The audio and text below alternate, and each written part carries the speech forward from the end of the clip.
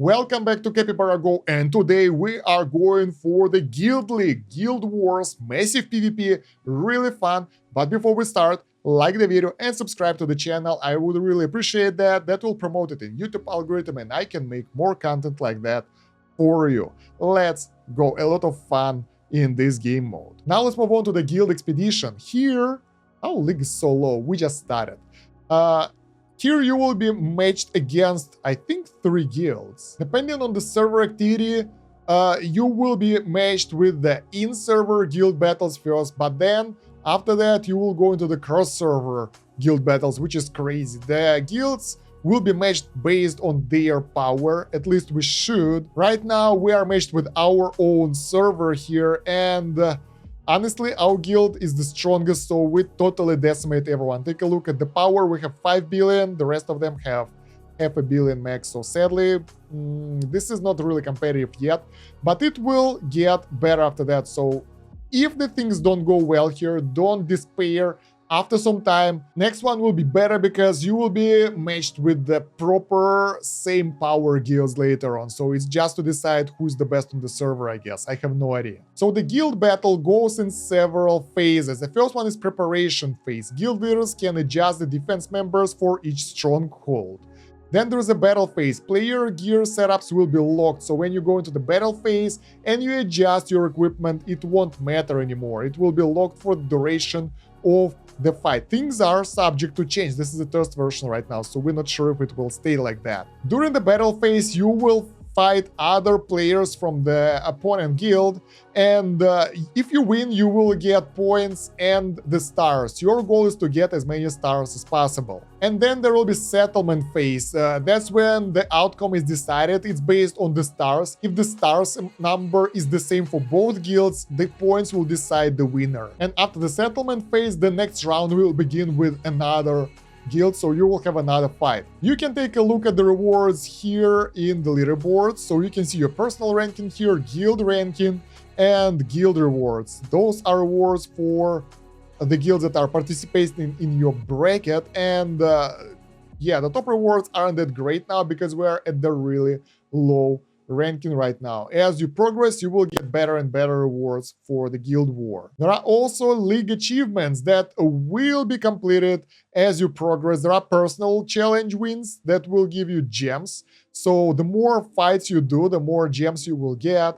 And there is a guild achievements for getting the league wins that will give you magic crystals and legendary keys. Those are really nice, so try to win, guys.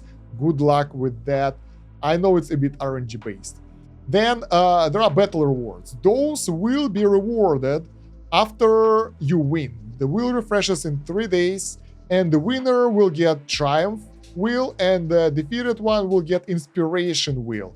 The rewards in the Inspiration Wheel a bit lower, while in the Triumph Wheel we will have a bit better tier of rewards. Don't forget to claim them, they are pretty easy to get. You just go here, spin, and get what you get. We managed to get 1 legendary key, which is actually a pretty good source of equipment right now, because the gems will mostly be spent by to the heroes right now, because that's yeah, now you have to decide where to spend your resources. So yeah, my tip for the guild league would be getting the best equipment you can for the PvP before the fight starts, so it can be locked and you will be stronger during those fights. Now let's go into the battle, and yeah, it took a couple of days, so I look a bit different right now, but you gotta look good to fight properly, right? So yeah, you will go to this screen to fight enemies. That's the enemy clan, and you will have 30 enemy players here on the screen that you gotta fight one by one. When you defeat the enemies, you will earn stars, and each enemy gives you 3 stars, the common enemies. The leaders at the top give you, I think, 9 stars. So they will be sorted by the power, and they can be adjusted beforehand, but now you can see that the guys in the bottom are reinforcements because the enemies didn't have enough power, and they will give us 3 stars. So when your guild doesn't have enough players, or enemy guild doesn't have enough players, you will get the proper reinforcements over here. So yeah, those guys are weaker. As you can see right now, most enemies are defeated already, and we don't have any other option than to fight the reinforcement. And that's what most people should do, because that will give you stars. It's really important to get as many stars as possible, and when you select the fight, you will get 3 options: 90% difficulty for 1 star, 100% difficulty for 2 stars, and 110% difficulty for 3 stars. And also you will get more points, but points doesn't matter that much, you wanna get the stars. So let's go to the toughest fight. I think it will be a multiplier for the power, but in our case it doesn't matter that much. The enemy just got massacred and we earned 3 stars for our guild right here. So now we don't have anything else to do than to fight one of 2 bottom reinforcement guys. The important thing here, if all the enemies are defeated, you will be able to sweep enemies for 5 points. You will still have to fight them and win the fight, but that will give your guild more points. So in the situation when all the players are defeated on both guilds, for example, you need to have the same amount of stars for points to decide who will win. So if everyone is defeated on both sides, you will be decided by the amount of points, so you need everyone to be active there. Alright, so reinforcements, the last one is here. Let's see what we can do about that. In reality, you would like to prioritize the weaker enemies for weaker players, because they can easily defeat them, and if you're strong enough, it's either better to wait before you can defeat the top players, or go for the toughest one you can defeat. That will allow your guild to get most stars, because your final goal is not to be the one who will do the rest, like who will defeat the most enemies, but for guild overall to get the most points. And don't worry, for sweeping the enemies, you still get the personal challenge wins, so it doesn't matter if you will fight the enemy who was defeated or not. When you select your guild, in our case we were undefeated, you can see that the top players in the castle, basically on top 3 players, are getting 9 stars per victory, and the other guys, all of them who are outside, get 3 stars per victory. So it's the same for both guilds. The top 3 players who are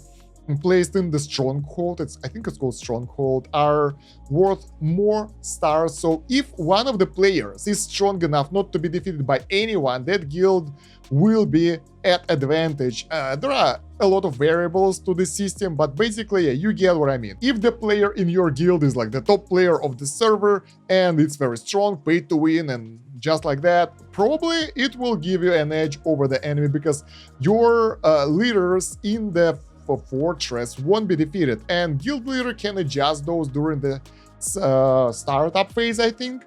And yeah, in our case, all the players are over here, so we have 30 active players. If you don't have those, they will be replaced by the reinforcements. There are several rankings for the guild wars, for the league.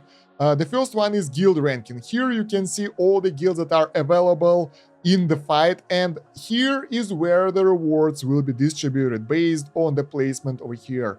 So yeah, an overall score is decided by the total amount of stars earned during all the fights during the league season, and if you'll get to the top, you will get the top prizes. So it's not only one fight, it's overall results, overall fights during the season. There are also personal ranking for all the players inside the current league, and it's just for your own convenience, so it doesn't matter where you place, you don't get rewards for that. So yeah guys, that's everything I can tell you about the guild league or guild wars, wherever you call it.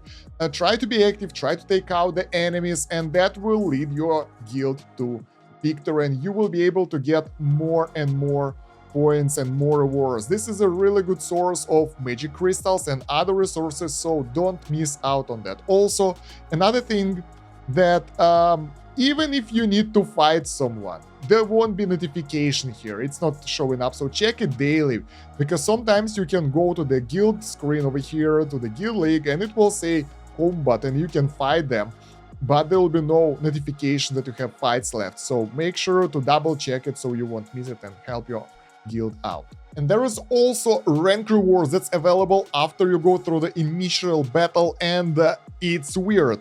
It kind of highlights the rewards and it feels like it's the reward for the current bracket, but currently we have like 3 stars bronze, which should be 200 of those magic crystals. But if we'll go into the leaderboard here and go to the guild reward, the top spot gives us only 100. So this is weird. I tried asking around, I tried doing research.